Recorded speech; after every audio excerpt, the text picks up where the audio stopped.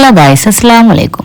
അപ്പം നമ്മളിന്ന് കൊട്ടാരങ്ങളുടെ കൊട്ടാരം എന്നറിയപ്പെടുന്ന മൈസൂർ പാലസ് കാണാനാണ് കേട്ടോ വന്നിട്ടുള്ളത്. ഈ കൊട്ടാരം നമ്മളെ മൈസൂർ റെയിൽവേ സ്റ്റേഷനിൽ നിന്ന് ഏകദേശം ഒരു 3 കിലോമീറ്റർ, മൈസൂർ ബസ് സ്റ്റാൻഡിൽ നിന്ന് ആകെ 1 കിലോമീറ്റർ മാത്രമേ ദൂരമുള്ളൂ. അതുകൊണ്ട് നമുക്ക് ബസ് വഴി വരുന്നവർക്കും അതേപോലെ ട്രെയിൻ വഴി വരുന്നവർക്കൊക്കെ എത്തിപ്പെടാൻ പറ്റുന്ന ഒരു സ്ഥലത്ത് തന്നെയാണ് ഉള്ളത്.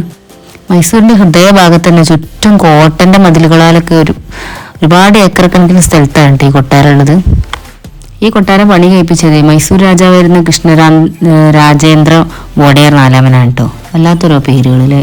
ഇതിന് പ്രധാനമായിട്ട് 3 കവാടങ്ങളൊക്കെ ഉണ്ട്. പക്ഷേ നമുക്ക് ഒരു കവാടത്തിലൂടെ മാത്രമേ വിനോദസഞ്ചാരികളായിട്ട് അവിടെ കാണാൻ വരുന്നവരൊക്കെ കയറ്റി വിടുള്ളൂ. ബാക്കിയുള്ളതൊക്കെ അടച്ചിട്ട് കേട്ടോ. ഇന്ത്യയിൽ തന്നെ താജ്മഹൽ കഴിഞ്ഞ ഏറ്റവും കൂടുതൽ വിനോദസഞ്ചാരികൾ വരുന്ന അത് മൈസൂർ കൊട്ടാരം കാണാനാണ്. അപ്പം ഞങ്ങൾ ചെരുപ്പ് പുറത്ത്, അതായത് കാറിൽ തന്നെ വെച്ചിട്ടാണ് കേട്ടോ പോയത്. വലിയ ചൂടൊന്നുമില്ല ഇനി, അതുകൊണ്ട് വലിയ ബുദ്ധിമുട്ടൊന്നും വന്നില്ല. അപ്പോൾ ഞങ്ങൾ ചെരുപ്പ് ഇടാണ്ടാണ് പോയത്. ഇനി അവിടെ ചെരുപ്പ് അയച്ചിട്ട് അവിടെ സേഫാക്കി വെക്കുക ചെയ്യുക, പൈസ കൊടുത്തിട്ട്. അപ്പോൾ അവിടെ വലിയ ക്യൂ ആണ് സാധാരണ പോകുമ്പോൾ ഉണ്ടാൽ. അതുകൊണ്ട് തന്നെ ആ ക്യൂവിൽ വെറുതെ നിൽക്കേണ്ട ഒരു ആവശ്യം വരില്ല. അപ്പം വരാതിരിക്കാൻ വേണ്ടിയിട്ട് ഇങ്ങനെ ചെയ്തതാണ് കേട്ടോ. അതുകൊണ്ട് ഞങ്ങൾക്ക് പെട്ടെന്ന് അതിൻ്റെ ഉള്ളിലേക്ക് കയറാൻ പറ്റി. നമ്മൾ ഓരോ പ്രാവശ്യം വരുമ്പോഴും, അതായത് കഴിഞ്ഞ പ്രാവശ്യം വരുമ്പോൾ കുറച്ച് മാറ്റങ്ങളൊക്കെ പടുണ്ട്. അതിന് മുമ്പത്തെ പ്രാവശ്യം വന്നാട്ടിയും കുറച്ച് മാറ്റങ്ങൾ കഴിഞ്ഞ പ്രാവശ്യം വന്നപ്പോൾ ഉണ്ടായിനി. അങ്ങനെ ചെറിയ മാറ്റങ്ങളൊക്കെ വരുന്നുണ്ട്. നല്ല മാർബിൾ തീർത്ത അർദ്ധകുംഭകോളങ്ങളോട് കൂടിയ 3 നില കെട്ടിടമാണ് ഈ കൊട്ടാരം. അതുപോലെ തന്നെ കൊട്ടാരത്തിൻ്റെ ചുറ്റും നല്ല പൂന്തോട്ടങ്ങൾ ഉണ്ടാക്കി വെച്ചിട്ടുണ്ട്. ഇതിനുള്ളിൽ കയറിയ AC ഒന്നും വേണ്ട കേട്ടോ. അത്രക്കും നല്ലതൊരു തണുപ്പാണ്. ഉള്ളിലേക്ക് ഇങ്ങനെ കാല് വെക്കുന്ന സ്ഥലം വരെ നല്ല തണുപ്പാണ്. ഇവിടെ കയറി വരുന്നിടത്ത് തന്നെ അതായത് പണ്ട് ആദ്യമായിട്ട് ഉണ്ടാക്കിയ കൊട്ടാരത്തിൻ്റെ ഒരു മാതൃക ഉണ്ട്. അതുപോലെ തന്നെ അന്നത്തെ കൊട്ടാരത്തിലെ പല സംഭവങ്ങളും അതുപോലെ അവിടെ തന്നെ ഇങ്ങനെ കാഴ്ചക്കായിട്ട് വെച്ചിട്ടുണ്ട്.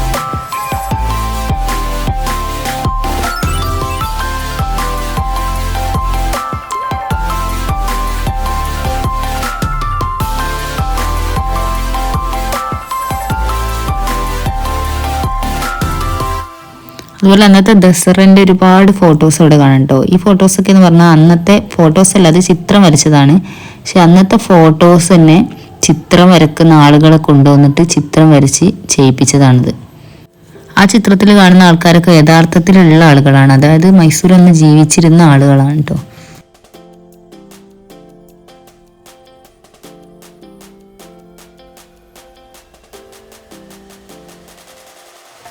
അതുപോലെ തന്നെ അവിടുത്തെ രാജകീയ വിവാഹങ്ങളും അതേപോലെ ജന്മദിനാഘോഷങ്ങൾ, പിന്നെ അവിടുത്തെ ഓരോ ആചാരങ്ങൾ, അങ്ങനത്തെ പരിപാടികളൊക്കെ ഉണ്ടാവില്ല, പാർട്ടികൾ, കാര്യങ്ങളൊക്കെ അതൊക്കെ നടത്തിയത് ഇവിടെ നമുക്ക് കാണാൻ പറ്റണ ഈ ഒരു വലിയ ഹാളിൽ വെച്ചിട്ടാണ് കേട്ടോ. ഈ ഒരു ഹാൾ എന്ന് പറഞ്ഞാൽ നല്ല ഭംഗിയിൽ ചെയ്തു വെച്ച് കുറേ ലൈറ്റും അങ്ങനെ മറ്റു സംഭവങ്ങളൊക്കെ ഉള്ളൊരു ഋഷ്യരൻ ഹാൾ തന്നെയാണ്. പൊതി വെച്ചിട്ട് ഇനി അന്നത്തെ ഇവിടുത്തെ പരിപാടികളൊക്കെ നടന്നിനി. കല്യാണ മണ്ഡപത്തിൻ്റെ അടുത്തുള്ള ഈ ചുമരുകളിലൊക്കെ ആയിട്ട് രാജകുടുംബത്തിലെ പല ഫോട്ടോഗ്രാഫ്, അന്നത്തെ ഫോട്ടോസ് പെയിൻറ്റിങ് ചെയ്ത് വെച്ചിട്ടുണ്ട് കേട്ടോ. നിറയെ ഫോട്ടോസ് ഉണ്ട് അന്നത്തെ രാജകുടുംബത്തിലെ, പിന്നെ എല്ലാ അംഗങ്ങളെയും ഫോട്ടോസ് അവിടെ കാണാം.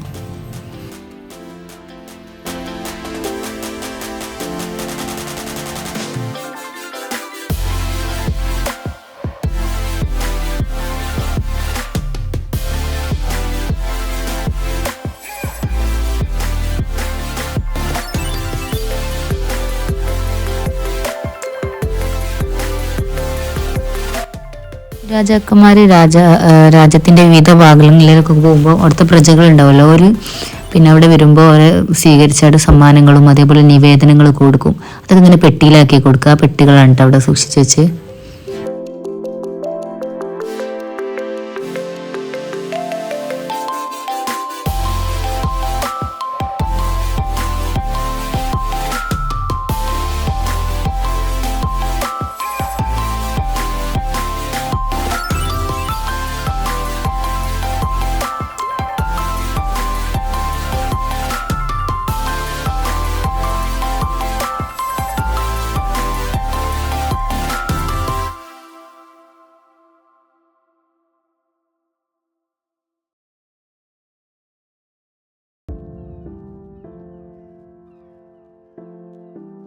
മൈസൂർ രാജാക്കന്മാർക്ക് ഏറ്റവും കൂടുതൽ ഇഷ്ടമുള്ള ഒരു മത്സരമാണ് ഈ ഗുസ്തി മത്സരം. അതുകൊണ്ട് തന്നെ ഈ ഗുസ്തി മത്സരം നടത്താൻ വേണ്ടിയിട്ട് ഒരു ഉപയോഗിച്ച സ്ഥലമാണ് കേട്ടോ. ഈ കൊട്ടാരത്തിൻ്റെ നടുമുറ്റം അത് ഈ ദസറ ആഘോഷങ്ങളുടെയൊക്കെ ഭാഗമായിട്ടാണ് ഒരു സാധാരണ ഈ ഗുസ്തി മത്സരം നടത്തൽ.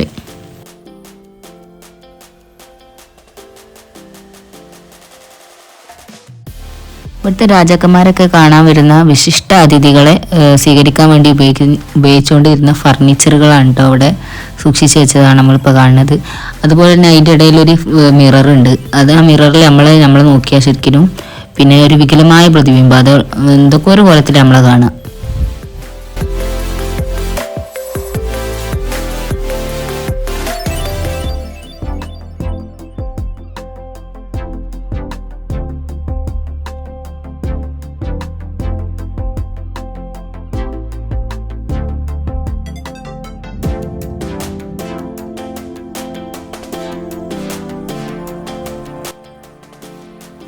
രാജാക്കന്മാരുടെ കാലത്തും ഇവിടെ പൊതുജനങ്ങൾക്കൊക്കെ കയറാൻ പറ്റിയായിരുന്നു കേട്ടോ.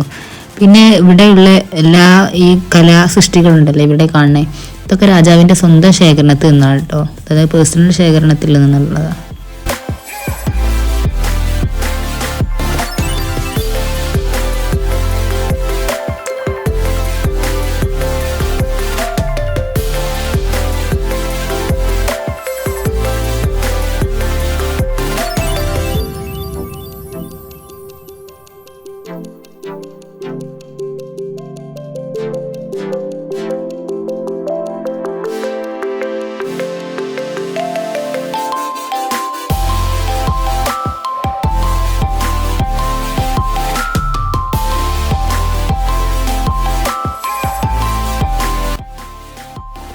പബ്ലിക് ദർബാർ ഹാളില്ലേ, അതിൻ്റെ അടുത്തെത്തുന്നതിൻ്റെ അടുത്തായിട്ട് തന്നെ നമുക്ക് കൃഷ്ണരാജ വോഡയാർ നാലാമൻ്റെ ഒരു പൂർണ്ണമായിട്ടുള്ള പ്രതിമനെ കാണാം. പ്രതിമൻ്റെ തൊട്ടടുത്തായിട്ട് തന്നെ രാജാവിൻ്റെ പ്രിയ സഹായിയായിട്ട് നിന്ന ആളെ ഒരു പ്രതിമയും കൂടി ഉണ്ട് കേട്ടോ.